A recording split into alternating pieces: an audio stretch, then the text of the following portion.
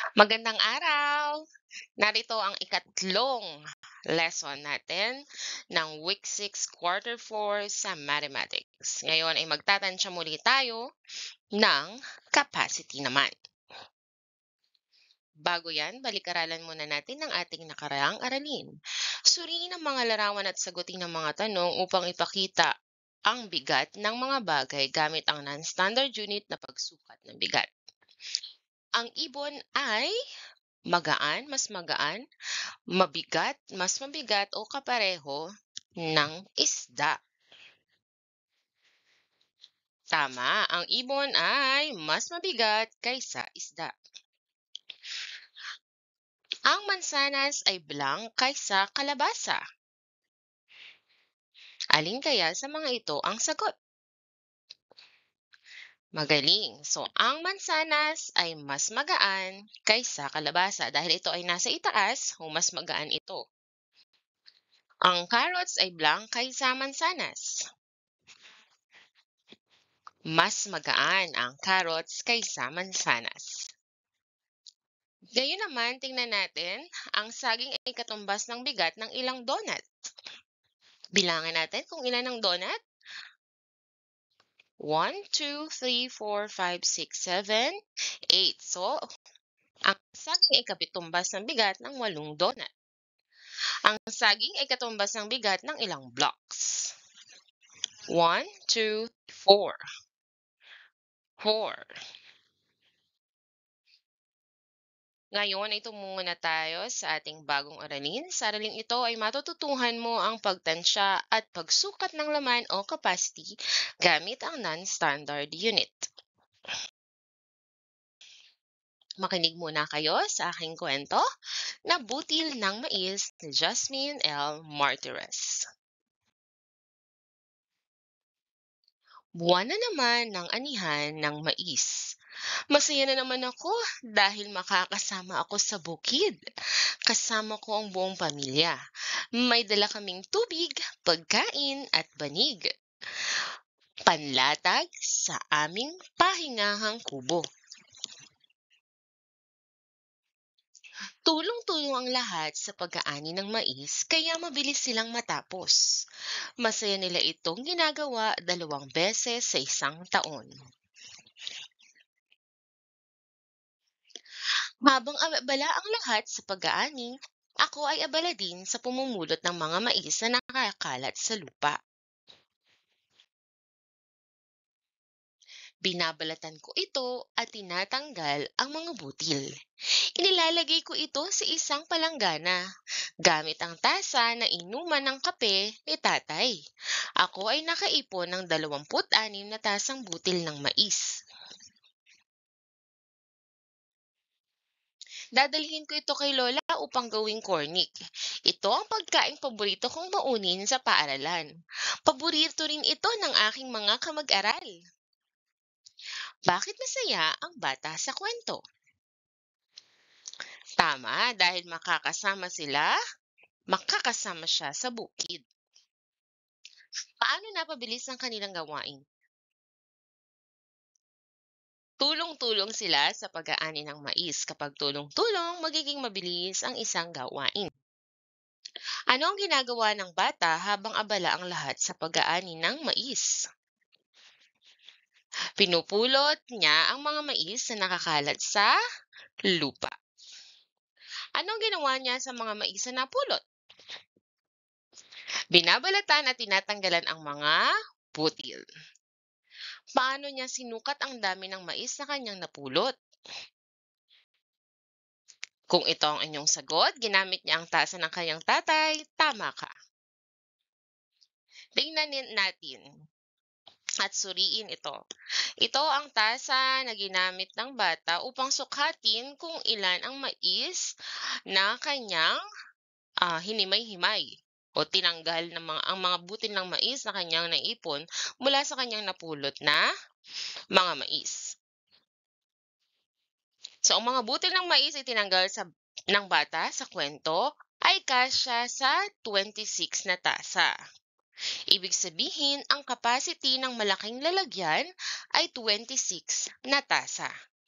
Pag sinabi nating capacity, ito yung kanyang kayang, i-handle o kaya niyang, ilaman sa kanyang, lalagyan, okay? Halimbawa din, kunwari meron kayong tubigan.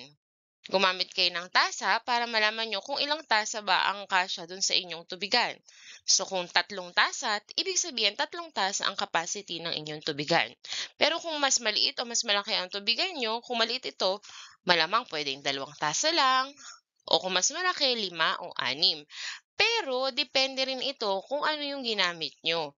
Kung hindi tasa, puwedeng minsan susukatin niyo kung ilang tabo ang laman ng isang balde. Kung maliit ang balde niyo, mas maliit, mas maunting tabo ang magagamit niyo. So, mas maunti yung capacity nito. Kung malaki naman yung balde niyo o yung timba niyo, mas maraming tabo ang capacity nito.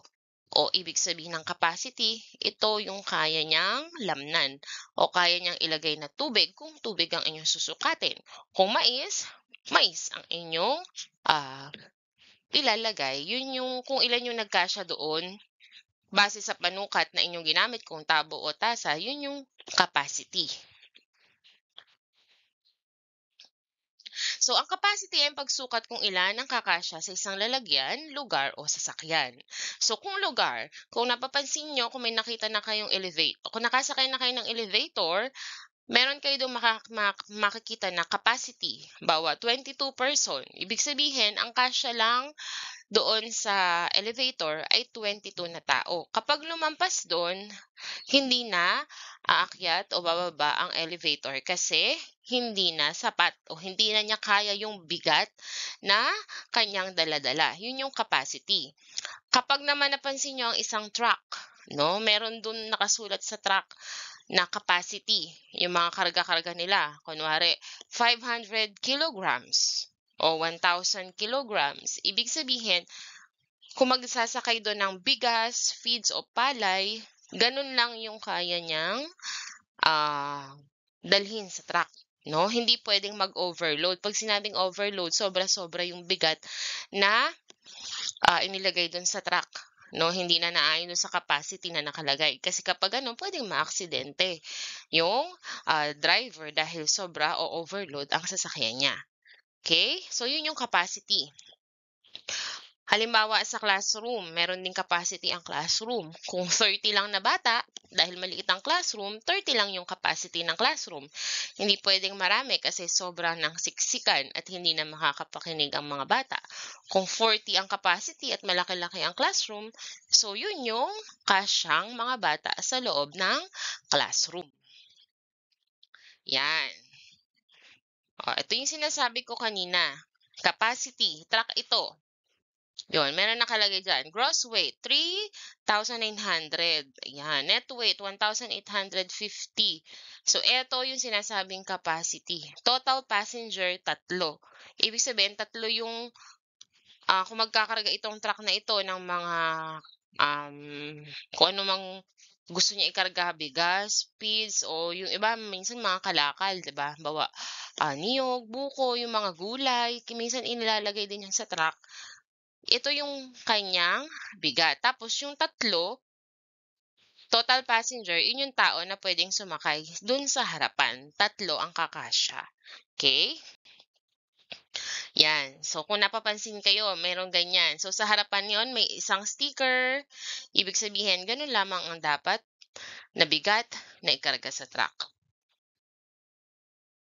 Ayan, ito yung sinasabi ko kanina, elevator. Okay? Kung nakasakay na rin kayo sa elevator, may capacity din nakalagay dito. Ganoon din ang iba pang lugar. Ang classroom at saka ito. Yan, mga stadium. Yun. Kung may, halimbawa, yung mga coliseum, kung 100,000 ang kasya, kung 50,000 na tao ang kasya. So, yun yung tinatawag na capacity. Okay, sa araling ito ay matututuhan ninyo kung paano malaman ang capacity ng iba't ibang lalagyan gamit ang non-standard na pagsukat. Mga lalagyan lang tayo, no? Hindi lugar, truck, or yung elevator. O, dun muna tayo sa mga lalagyan. Pero at least meron na kayong hint ano ba yung capacity o saan ba ito ginagamit? Kagaya nito, yan, ilang tabong tubig ang laman ng isang timba? So nakalagay dito, 1, 2, 3, 4. Eto naman, ilang cups ang capacity ng timba? Eto yung cups. Ibig sabihin, 1, 2, 3, 4, 5, 6, 7, 8. 8 cups ang kasya sa timbang ito. Okay? 8 cups ng tubig. Yan. Ibigay naman ang capacity ng mga ito. O, ilan daw ang capacity nitong lalagyan na ito? 1, 2, 3, 4. O, eto naman, ilan? 1, 2, 3. Eto, ilan? 4. So, napakadali lang, 'di ba? Okay. Eto naman, ilan daw ang capacity nito? Okay, 1, 2, 3, 4, 5, 6. Ilan ang capacity nito? 1, 2, 3. Yan, 3. O ganun lang kadali, bibilangin niyo lang. Ngayon, alin sa mga sumusunod na larawan ang maaaring gamitin upang sukatin ang capacity ng mga larawan sa kaliwa? O, eto, timba. Alin kaya dito sa 3 ang mas magandang gamitin na panukat ng capacity nito? Ito bang kutsara, water bottle, o tabo? Ayan, syempre yung tabo, 'di ba? Ito ang mas pinaka-the best na panukat ng capacity niya. Next, eto naman, ano kaya ang pinaka-the best na panukat ng capacity nito? Okay, so ito, ilang water bottle ang kasya dito na tubig? Yan. Dito naman, ano kaya ang pinaka-the best na panukat ng capacity? Okay, kutsara. Ito naman yung gamot, 'no? Ito madalas yung ginagamit dito.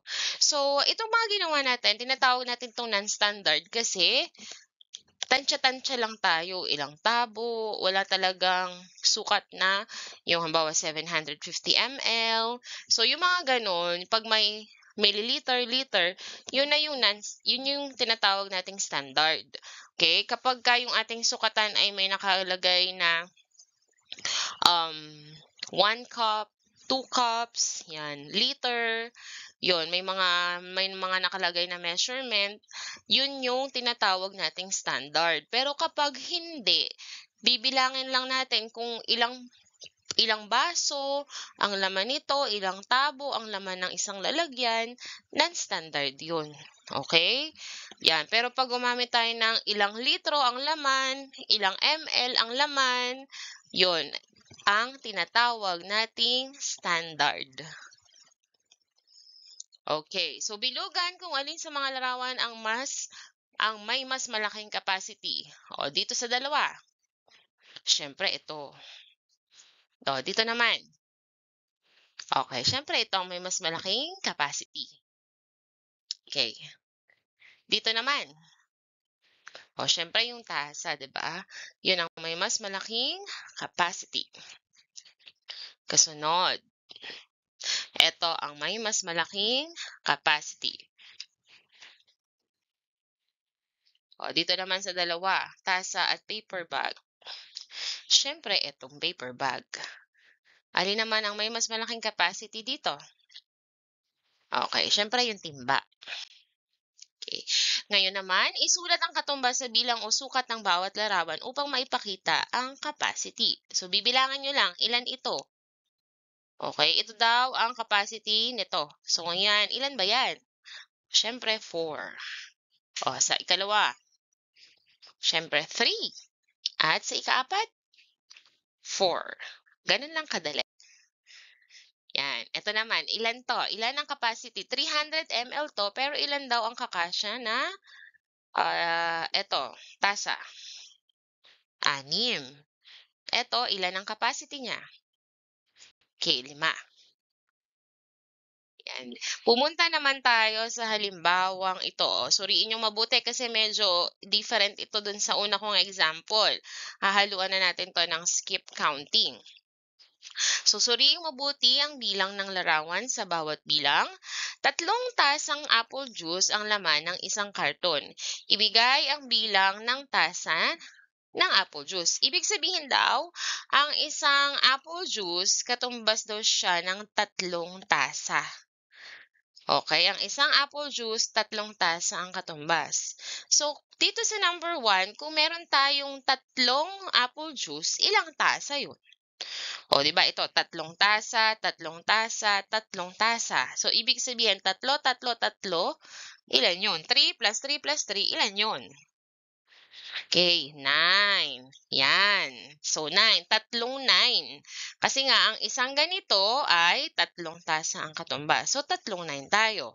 Ngayon, ilang apple juice ito? 1, 2, 3, 4, 5. O, limang 3. Limang 3. Pwedeng mag-skip count by 3. Kung hindi nyo pa alam ang skip counting by 3, mag-plus kayo ng limang 3. O, 3, 3, 3, 3, 3. That is 15. Very good. Next, number 3. 1, 2, 3, 4, 5, 6. Meron tayong 6 na apple juice. So, 6 na 3. O, pwede kayo ding mag-multiply kung marunong kayo ng multiplication. I-plus nyo na lang or you can skip count by 3. So, that is 6 times 3 is 18. Okay? Yan. So, tandaan, ang capacity ay ang pag-alam ng laman ng isang bagay. Sa paggamit ng non-standard na pagsukat ng capacity, hindi tayo gumagamit ng litro, kilogram at iba pang standard na pagsukat. Gumagamit lamang tayo ng mga bagay na panukat at binibilang kung ilan ito. Alright, so subukan nating sagutin to. Isulat ang katumbas sa bilang o sukat ng bawat larawan upang maipakita ang capacity. Madali lang to, bibilangin nyo lang. 1, 2, 3, 4, 5, 6, 7, 8, 9. So, 9. 9 ang sagot dito. Ito, ilan ang capacity? 1, 2, 3, 4, 5, 6. 6 lang. Okay? So, yun lang ang capacity niya. Okay, dito naman, sabi dito, kung ang capacity ng isang bote ng gatas ay katumbas ng 2 baso, ilan ang katumbas sa sukat ng sumusunod na bote ng gatas? So, ibig sabihin daw, ang isang bote ng gatas, 2 baso daw ang katumbas. So, dito, mag-skip count tayo by 2s. Okay? By 2s tayo. Okay, halimbawa, number 3. So, meron tayo ditong 4 na bote ng gatas. At ang isang bote, katumbas ng 2. So, ibig sabihin, meron tayong 2, 4, 6, 8. So, 8 ang sagot. Next, to. Yan. Ilan ang katumbas na gatas? So, meron tayong 2, 4. So, 4 ang sagot. Next, dito sa number 5, 2, 4, 6. Okay, 6 ang sagot. Yan, kailangan yung suriin mabuti ito kapag may mga ganito. Pwedeng halimbawa, kung ang equivalent ng isang bote ng gatas ay 4 na baso, mag-i-skip count kayo by 4. Kung ang equivalent ng isang bote na gatas ay 5 baso, so by 5. Ayan, pagka ganito, ito na yung medyo mahirap ng konti. Pero kung alam nyo naman ang skip counting, hindi yan mahirap para sa inyo. Okay, so yun lamang. And thank you for listening.